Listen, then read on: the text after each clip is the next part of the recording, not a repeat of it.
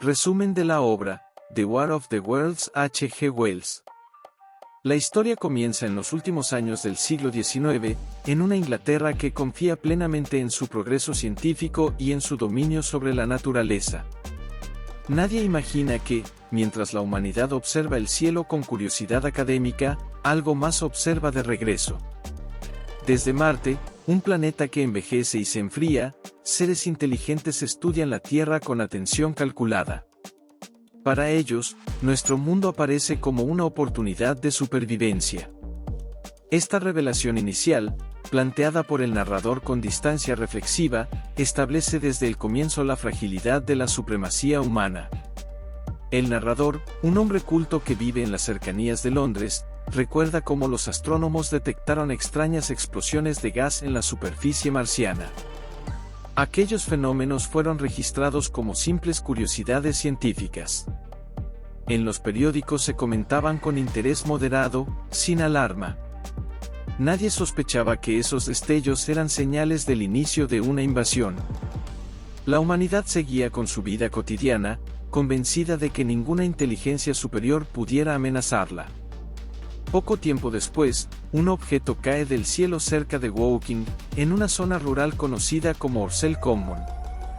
Al principio, se cree que se trata de un meteorito.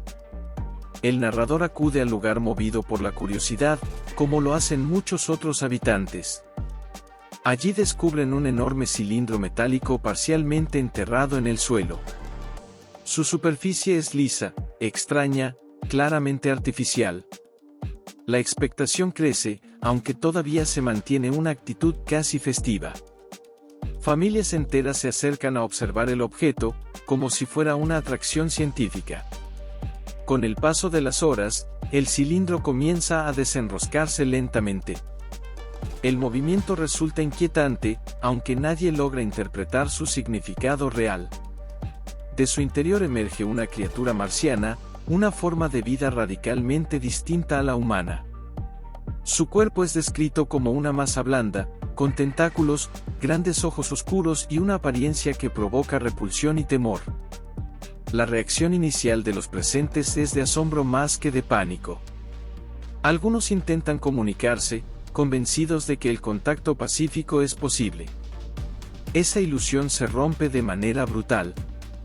Los marcianos activan un arma desconocida, el llamado rayo calórico, que emite un calor intenso capaz de incinerar todo a su paso. En cuestión de segundos, hombres, árboles y construcciones son reducidos a cenizas. El horror se desata. El narrador presencia la devastación y logra escapar con vida, profundamente marcado por la escena. El campo que horas antes era un lugar tranquilo se transforma en un paisaje de muerte y destrucción. La noticia se propaga lentamente. Las autoridades minimizan el peligro, convencidas de que el ejército podrá controlar cualquier amenaza. Se envían tropas al lugar, confiadas en la superioridad tecnológica humana. Esa seguridad resulta infundada. Los marcianos despliegan sus máquinas de combate, los trípodes, enormes estructuras metálicas que se elevan sobre el terreno con una agilidad aterradora. Desde ellas, los invasores atacan sin piedad, destruyendo regimientos completos en cuestión de minutos. El narrador describe con detalle el contraste entre la disciplina militar humana y la eficacia fría de los marcianos. Las armas convencionales no tienen efecto. El pánico comienza a extenderse, aunque todavía existe una resistencia psicológica a aceptar la magnitud del desastre. Londres sigue funcionando, los trenes circulan y la gente continúa trabajando, aferrada a la idea de que el peligro es lejano y controlable. La invasión ya ha comenzado, y la humanidad ha perdido su inocencia. El narrador reflexiona sobre la ironía de la situación, así como los seres humanos han conquistado y exterminado especies más débiles en la Tierra, ahora ellos ocupan ese mismo lugar frente a una inteligencia superior. La guerra entre los mundos se ha iniciado, y el equilibrio del planeta ha cambiado para siempre.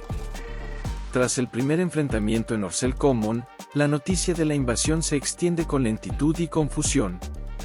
Los testimonios son contradictorios, exagerados o minimizados por igual. Mientras algunos periódicos hablan de una amenaza localizada, otros describen escenas de destrucción absoluta.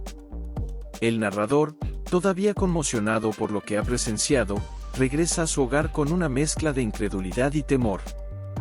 La normalidad aparente de las calles contrasta con el conocimiento de que una fuerza desconocida ha puesto pie en suelo inglés. En los días siguientes, nuevos cilindros caen desde el cielo en distintos puntos del país. Cada impacto confirma que la llegada de los marcianos no es un incidente aislado. La estrategia invasora se revela progresiva y calculada. Los marcianos comienzan a desplegar sus trípodes con mayor frecuencia, avanzando sobre aldeas y caminos rurales. Estas máquinas colosales se mueven con una combinación de gracia mecánica y potencia devastadora, dominando el paisaje como símbolos de una supremacía imposible de desafiar. El ejército británico intenta organizar una defensa más estructurada. Se levantan barricadas, se concentran cañones y se trazan líneas de contención. La población, alentada por comunicados oficiales, confía en que el poder militar logre frenar a los invasores. Esa esperanza se desvanece rápidamente. Los ataques de los marcianos son fulminantes. El rayo calórico arrasa pueblos enteros en cuestión de minutos, y una sustancia conocida como humo negro asfixia a quienes intentan huir. La tecnología humana se muestra obsoleta frente a un enemigo que no comprende ni comparte los límites de la guerra tradicional. El narrador decide abandonar su casa cuando la amenaza se acerca peligrosamente. Antes de partir, se encuentra con el cura del pueblo, un hombre profundamente afectado por los acontecimientos. El religioso interpreta la invasión como un castigo divino, una prueba final para la humanidad. Su discurso, cargado de desesperación y fatalismo, refleja el colapso moral que comienza a extenderse entre los sobrevivientes. La fe, que antes ofrecía consuelo, ahora se ve sacudida por una realidad que parece negar cualquier orden providencial. Durante su huida, el narrador presencia escenas de pánico colectivo. Familias enteras abandonan sus hogares, cargando con pertenencias inútiles frente a la magnitud del desastre. Los caminos se congestionan, los trenes se saturan y los rumores se propagan con más rapidez que la información verificada. Cada relato añade una capa de terror. Se habla de ciudades arrasadas, de ejércitos desaparecidos, de una resistencia que se desmorona antes de consolidarse. En medio del caos, el narrador observa un enfrentamiento directo entre el ejército y los marcianos. Desde una colina, ve cómo la artillería abre fuego contra un trípode que avanza con paso firme. Durante un instante, parece que los proyectiles logran dañarlo. La multitud que observa desde la distancia contiene la respiración. Esa breve ilusión se disuelve cuando el trípode responde con una devastación aún mayor, destruyendo las posiciones humanas y avanzando sin mostrar signos de debilidad. El mensaje es claro: no existe igualdad en esta guerra. El humo negro se convierte en una de las armas más temidas. Se extiende como una marea venenosa que penetra casas, refugios y campos abiertos. El narrador describe cuerpos inmóviles en las carreteras, animales muertos y un silencio inquietante que sigue a cada oleada de destrucción. El paisaje inglés, antes ordenado y familiar, se transforma en una tierra desolada. La civilización retrocede frente a una fuerza que no busca negociar ni comprender. La humanidad, convencida durante siglos de su dominio sobre el mundo, descubre su vulnerabilidad más absoluta. El narrador reflexiona sobre la arrogancia humana, sobre la creencia de que la inteligencia y el progreso garantizan la supervivencia. Frente a los marcianos, esa confianza se revela frágil. La huida no es solo física, también es psicológica, una retirada de las certezas que definían la identidad humana. El narrador avanza entre refugiados, consciente de que el conflicto apenas comienza. La guerra de los mundos ya no es una amenaza distante, sino una realidad que devora el presente y redefine el futuro. A medida que los marcianos avanzan, el colapso de la organización social se vuelve evidente. Londres, corazón político y cultural del país, comienza a sentir el peso de la invasión. Los relatos que llegan desde las zonas periféricas ya no dejan lugar a dudas. Las defensas han sido superadas y la capital se encuentra amenazada de forma directa. El narrador, arrastrado por la marea humana que huye hacia el este, presencia el desmoronamiento de una ciudad que durante siglos simbolizó estabilidad y poder. Las estaciones de tren se transforman en escenarios de caos. Multitudes desesperadas intentan conseguir un lugar en los vagones que parten sin rumbo claro. Los funcionarios pierden autoridad, las normas dejan de cumplirse y la supervivencia se convierte en la única ley. El narrador describe rostros marcados por el miedo, niños que lloran sin comprender y adultos que discuten con violencia por un espacio mínimo. El progreso industrial, orgullo de la civilización moderna, resulta inútil frente a la magnitud de la catástrofe. Durante su travesía, el narrador se cruza con soldados exhaustos y oficiales que ya no ocultan su incertidumbre. Las órdenes son confusas, las estrategias se contradicen y la información real escasea. En este contexto, surge la figura del artillero, un soldado que encarna la respuesta emocional más radical ante la derrota. El artillero habla con exaltación de una futura resistencia subterránea, de la necesidad de adaptarse a un mundo dominado por los marcianos. Para él, la humanidad debe transformarse en una especie oculta, astuta y paciente. Sus palabras revelan una mente que oscila entre la lucidez estratégica y la obsesión. El avance marciano sobre Londres se presenta como un espectáculo aterrador. Los trípodes emergen entre el humo y las ruinas, caminando sobre puentes, ríos y edificios derruidos. El rayo calórico corta avenidas enteras, derriba estructuras emblemáticas y convierte barrios completos en escombros humeantes. El narrador observa desde la distancia cómo la ciudad pierde su identidad, reducida a un campo de destrucción sistemática. No hay confrontación directa, solo aniquilación metódica. La huida continúa hacia la costa, donde miles de personas esperan escapar por mar. Barcos de todo tipo se concentran en puertos improvisados. La escena es de una desesperación silenciosa. Muchos saben que no todos podrán embarcar. El narrador logra subir a una embarcación junto con otros refugiados. Desde el agua, contempla la costa inglesa envuelta en humo y fuego. La distancia ofrece una perspectiva distinta, casi irreal, como si la tragedia perteneciera a otro mundo. En el mar ocurre uno de los pocos momentos que sugieren una posible esperanza. Varias naves de guerra humanas se enfrentan a los trípodes cercanos a la costa.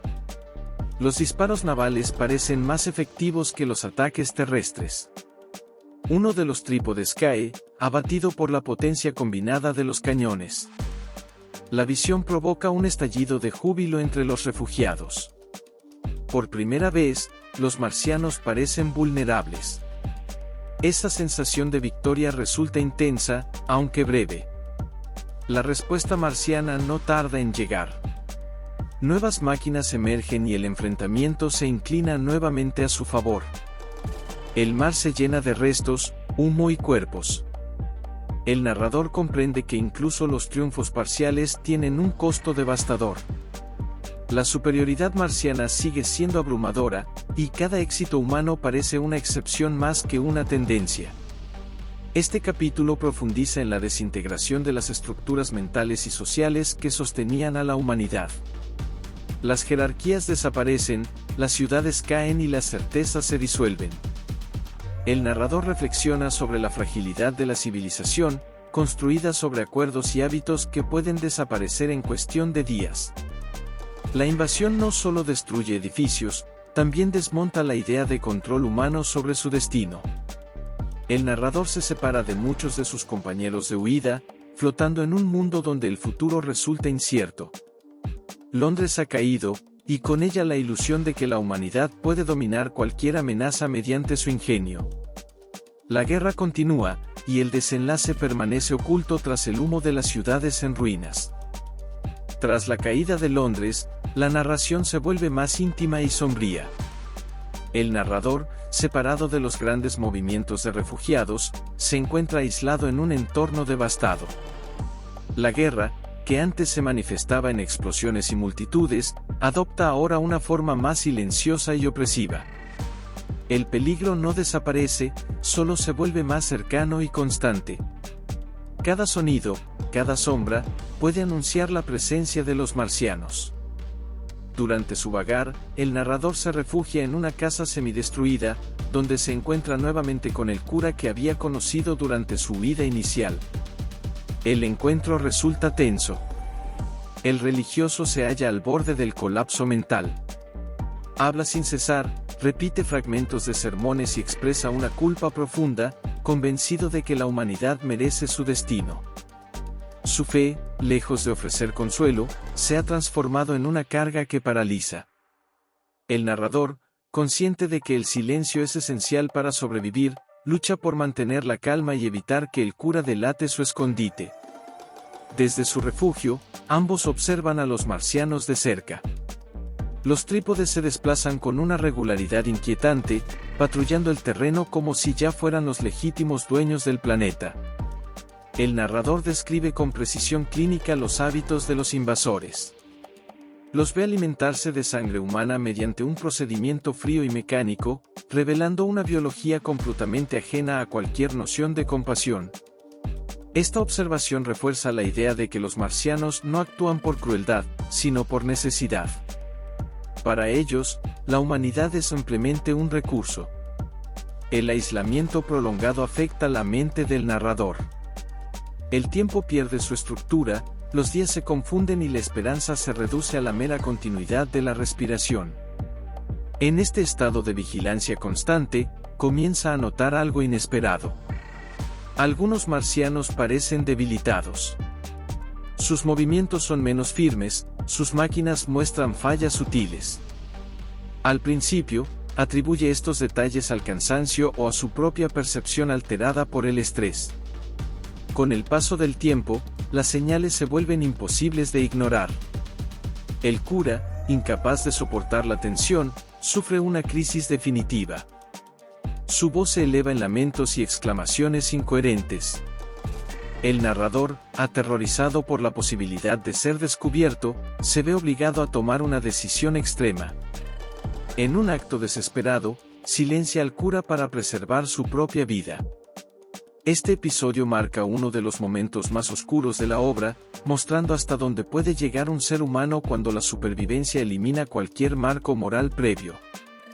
Finalmente, el narrador abandona el refugio y continúa su camino en soledad. El mundo exterior parece extrañamente quieto. Los signos de actividad marciana disminuyen. Los trípodes, antes omnipresentes, aparecen con menos frecuencia.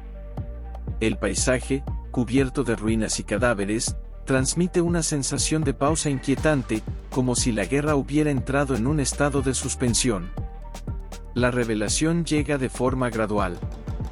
El narrador descubre cuerpos marcianos inertes dentro de sus máquinas. No hay señales de combate ni de intervención humana. Comprende entonces que los invasores están muriendo por causas naturales. Los microorganismos de la Tierra, invisibles e inofensivos para los humanos, resultan letales para los marcianos, cuyos cuerpos carecen de defensas inmunológicas adecuadas. La ironía es profunda. La humanidad, derrotada en todos los frentes visibles, ha sido salvada por las fuerzas más pequeñas y antiguas del planeta. Este descubrimiento transforma la percepción del conflicto. La guerra no ha sido ganada por el ingenio humano ni por su poder militar, sino por el equilibrio natural de la Tierra. El narrador reflexiona sobre la soberbia marciana, tan similar a la humana. Así como los invasores subestimaron a los microorganismos terrestres, la humanidad había subestimado a los marcianos. Ambos errores nacen de la misma convicción de superioridad. El narrador avanza por un mundo en transición. Los marcianos han sido derrotados, aunque la devastación permanece. La amenaza ha desaparecido, pero las cicatrices son profundas. El silencio que ahora domina el paisaje no es paz, sino una pausa cargada de duelo y reflexión. La supervivencia ha tenido un precio moral y emocional que ningún triunfo puede borrar. con la desaparición definitiva de los marcianos, el narrador inicia el regreso hacia Londres. El trayecto se convierte en un recorrido por las consecuencias de la guerra, más que por sus combates. Las carreteras están cubiertas de restos abandonados, vehículos volcados, pertenencias dispersas y cuerpos que nadie ha reclamado. La naturaleza comienza lentamente a reclamar el espacio perdido, creciendo entre los escombros como un recordatorio silencioso de su persistencia frente a la destrucción humana y extraterrestre. Al llegar a las afueras de la ciudad, el narrador encuentra una Londres irreconocible. Barrios enteros han desaparecido, los edificios emblemáticos se presentan mutilados y las calles están cubiertas de ceniza. No se escuchan multitudes ni el ruido habitual del comercio. El silencio pesa tanto como el humo que aún flota en el aire. Los pocos sobrevivientes se mueven con cautela, como si temieran que cualquier sonido pudiera reactivar la pesadilla. La capital del imperio se ha convertido en una sombra de sí misma. Durante su avance, el narrador observa los últimos vestigios de la presencia marciana. Trípodes inmóviles se alzan como monumentos a una invasión fallida. En su interior, los cuerpos de los marcianos yacen sin vida, víctimas de las bacterias terrestres. No hay gloria en su derrota, solo una constatación fría de la vulnerabilidad compartida por todas las formas de vida. La tecnología que parecía invencible no pudo protegerlos de lo más elemental. El narrador reflexiona sobre la transformación de la humanidad tras la invasión. La confianza ciega en el progreso ha sido sustituida por una conciencia amarga de los límites humanos. Las jerarquías sociales, el poder político y la autoridad científica han quedado expuestos como construcciones frágiles. La guerra no solo destruyó ciudades, también desmontó certezas profundamente arraigadas. El ser humano ya no puede considerarse el centro indiscutible del universo. En medio de este paisaje devastado, el narrador se reencuentra con su esposa, a quien creía perdida. El encuentro es sobrio y profundamente emotivo. No hay celebraciones ni palabras grandilocuentes, solo la constatación de que la vida persiste incluso tras el horror. Este momento íntimo contrasta con la escala épica del conflicto, recordando que, al final, la guerra se mide en pérdidas y reencuentros individuales tanto como en cifras y ruinas. La sociedad comienza lentamente a reorganizarse. Se restablecen líneas de comunicación, los supervivientes regresan a las ciudades y se intenta reconstruir lo que ha sido destruido. No se trata de un regreso a la normalidad previa, sino del inicio de una etapa distinta. La experiencia de la invasión ha dejado una huella permanente en la conciencia colectiva. El miedo al cielo, antes símbolo de exploración y esperanza, se convierte en una presencia constante en el imaginario humano. El narrador dedica sus últimas reflexiones a una advertencia. La derrota de los marcianos no debe interpretarse como una victoria moral o intelectual de la humanidad. La salvación llegó por azar biológico, no por mérito. Esta realidad obliga a una revisión ética profunda. Si la humanidad desea sobrevivir a futuros encuentros con lo desconocido, deberá abandonar su arrogancia y reconocer su posición dentro de un ecosistema más amplio y complejo. La obra concluye con una mirada hacia el futuro. El mundo ha cambiado de manera irreversible. La ciencia continúa avanzando, aunque ahora lo hace acompañada de una cautela nueva. La idea de otras inteligencias en el universo ya no pertenece a la especulación teórica, sino a la memoria traumática. La guerra de los mundos ha terminado, aunque su legado perdura como una lección sobre la fragilidad de la civilización y la necesidad de humildad frente a lo desconocido. El narrador, al cerrar su relato, deja al lector con una sensación ambigua. La humanidad ha sobrevivido, pero ha perdido su inocencia. La Tierra sigue girando en el vasto universo, observada quizá por otros ojos lejanos. La paz que se ha recuperado no es absoluta, sino vigilante. La guerra terminó, aunque la posibilidad de otra invasión, en cualquier forma, permanece como una sombra permanente sobre el porvenir humano. Suscríbete a mi canal para subir más contenido. Gracias.